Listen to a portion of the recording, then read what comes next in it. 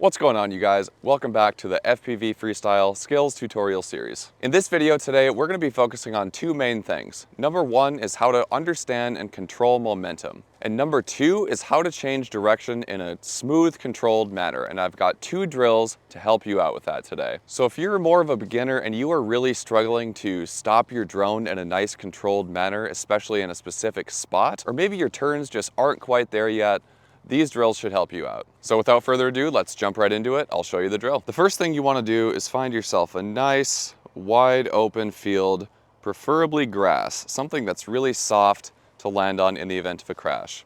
And what you want to do in this field is you want to get out 4 objects. So in my case, I got a water bottle, a DJI case, a power bank, and a lighter fluid bottle. And what you want to do is arrange these items in kind of this pattern. So have one object as like your center, your home base, so to speak, and then space out the other 3 obstacles evenly about maybe 20 or 30 feet in front of you. So one up and to the left, one directly in front of you, and one up and to the right. And what you're gonna do is, starting from hovering directly over this first obstacle here, your home base, you're just gonna practice translating to each of these objects and straight back while maintaining your altitude as best as possible. Now, the reason I chose this drill is because I remember when I was first starting out, it would feel like you would get out of control. So maybe you take off, you're trying to fly somewhere, and then something happens and you're just going way too fast, you're going in the wrong direction, you feel like you're out of control. And this drill is meant to address specifically that. So let me jump in the quad now and I'll show you this drill in real time so you guys can see. And I'm also gonna have a stick cam overlay so you can see exactly what my thumbs are doing if you're struggling with this kind of thing. We'll start obviously by taking off, and we're gonna get maybe, I don't know, 6 or so feet above the ground, and we're just gonna fly directly over our home base obstacle right here. So that's pretty close. And what you're gonna do is, with the right stick, you're gonna point in the direction you wanna go, and you're just gonna fly there. And you're gonna practice stopping, relatively above that obstacle. Obviously, you're not gonna be able to get it spot on because you're not looking straight down, but just get as close as you can.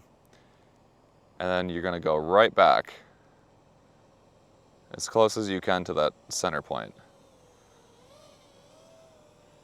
Right, and you're gonna do that for all 3 of these objects. We just provide pure forward pitch, and we stop.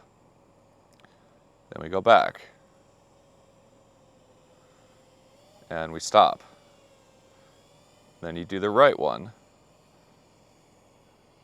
And you stop. And you go back. And you stop. I was a little bit off on that one.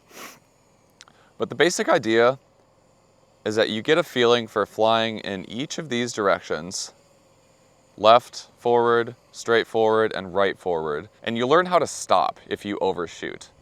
And that's a really important skill. Because like I said, you could be going in one direction really fast, and if you don't know how to stop, you might panic and do one of these. You get into one of those loops that a lot of beginners get into, where you're just you're pulling sticks and you're not really sure what you're doing. You're just kind of panicking. This is meant to calm you down a little bit and just learn that skill.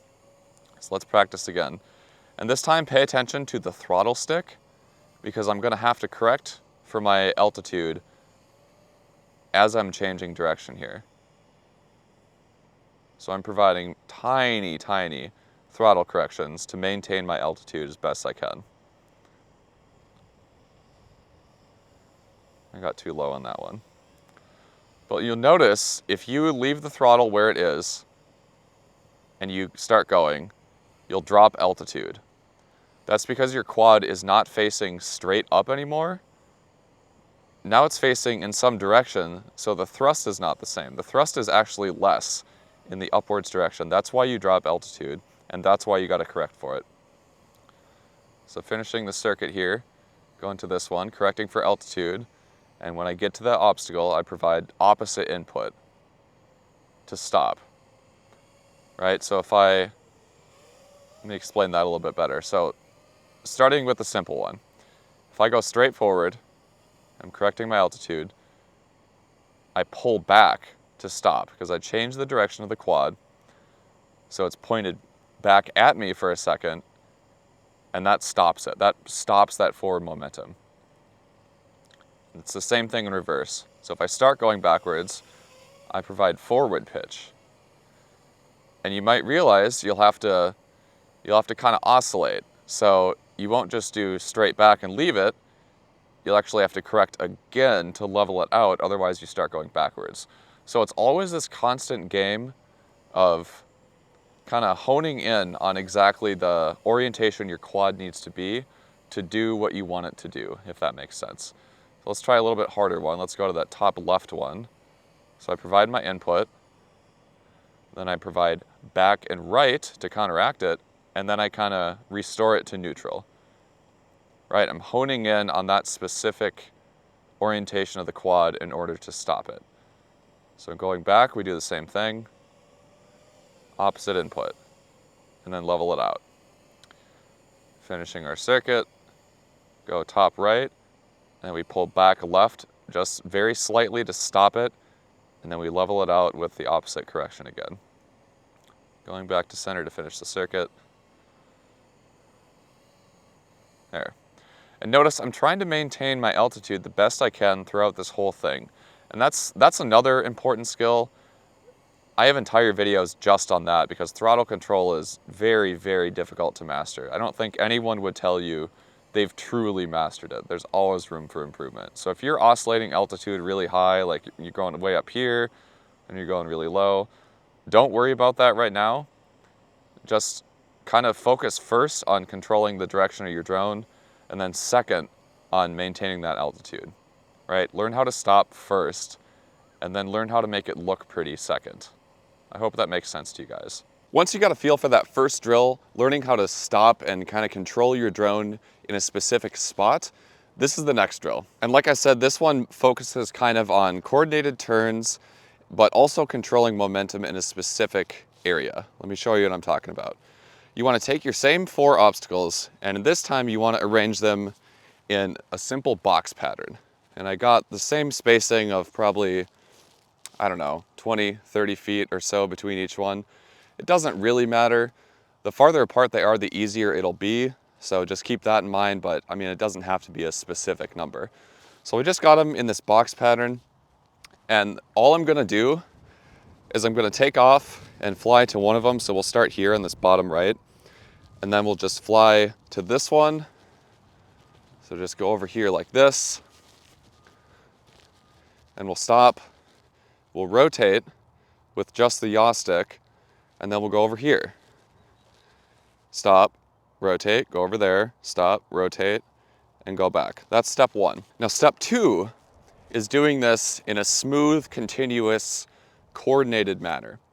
So instead of stopping at each one, you're just gonna do a coordinated turn and just bank and fly directly to the next obstacle. So if I start there, I'm gonna fly straight over here, and I'm gonna turn smoothly, fly to the second one, turn smoothly, fly to the third, and then back to home.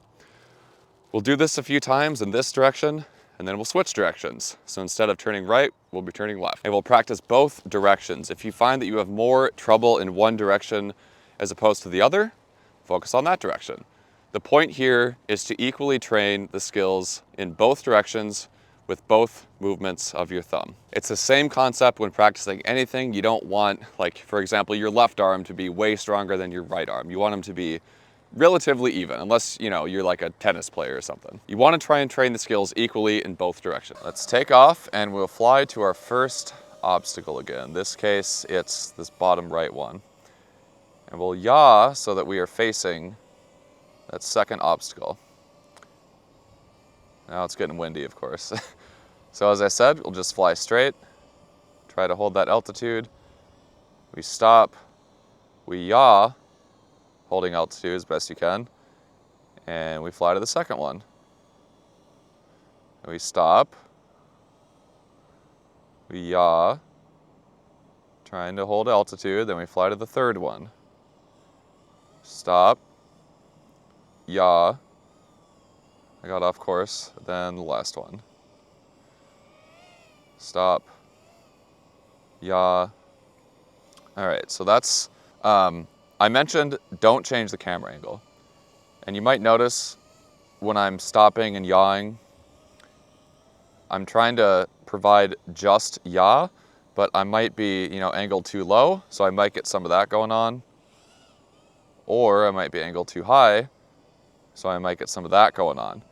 And the reason you don't change your yaw is so that you can get a feel for what your neutral angle is. The angle in which, if you provide just yaw, you don't get too much drifting. I was a little bit off on that one, but it wasn't bad. See what I mean? You don't want to keep changing it because then you don't have a feel for what that neutral angle is. I have a whole video on yaw control talking specifically about this. So just keep that in mind. And we got to switch batteries. Got a new battery. So let's move on to step 2 of this, flying in a continuous manner.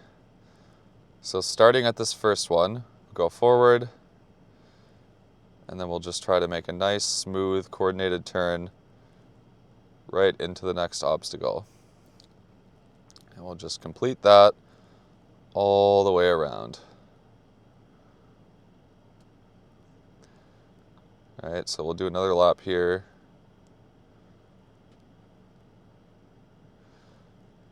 Another lap, and complete it. So what you want to focus on here is coordinating your yaw and roll stick. So I'll just do it in the open here. What you want to notice is the more yaw you put in, the more roll you'll have to put in to counter it. So if you're going forward, if you try to yaw, it'll just go up like that. That's why you got to correct it with the roll. I'll show you the other direction. Going forward, yawing left, we need left roll to correct for that angle mismatch, if that makes sense. So this box drill will force you to do that because you're trying to stay on target as closely as possible. So if you find you're overshooting like that, that probably means you're either trying to turn too late or you're not adding enough roll. So if I initiate a little bit earlier, anticipating the overshoot, I get a little bit closer. See what I mean? Whereas if I'm late, I end up out here. So this will really help you start to understand the momentum of your quad and how you can control it. Now my quad is really light because I don't fly with a GoPro anymore. So what that means is I won't have as much drift as like a heavier quad would, for example. Mine is a little bit more locked in because it's so light. So it's easier for me to make these tight circles. And if you're a beginner, there's no reason to fly with a GoPro. Not yet. You'll just break it. And you'll just annoy Best Buy when you're doing their warranty program. That's a pro tip. So just practice this in both directions and it'll really help you understand the momentum and how to coordinate your turns. Now, if you don't know how to coordinate your turns yet, if you're not quite at that stage, definitely practice in the simulator so you have a better understanding of what I'm talking about there. This is meant for if you already know what a coordinated turn is. You're just trying to fly a little bit more precisely. Maybe stay on target a little bit more, reduce overshoot, maybe work on your flow and your precision. This is good for that. Notice I'm still trying to maintain my altitude the best I can. And it's not going to be perfect because quads have a ton of power and you're kind of oscillating between ground effect and normal air. But just do the best you can. The better you get, the faster you can go. But remember, the faster you go, the more momentum you have. So see, I'm overshooting a little bit more. So I got to correct for it. But you'll start to understand how to do that. Try the other direction. A little bit faster. So I got to initiate a little bit earlier and provide a little bit steeper roll input to counteract that forward momentum.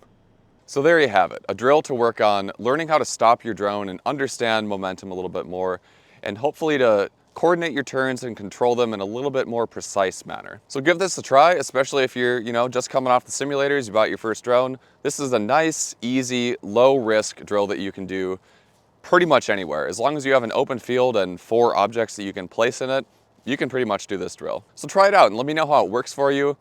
Like I've said before, some things work for me, they don't work for you, or vice versa. Just let me know how it works, and if you have any other ideas for drills like this that would help train specific skills in FPV, let me know in the comments. So until next time, thank you guys for watching. I really appreciate it. If you enjoyed this video and got something out of it today, I'd appreciate if you drop me a like down below. Don't forget to hit that subscribe button, and please leave a comment if you haven't already. Keep ripping, keep wrecking, and keep learning. Peace.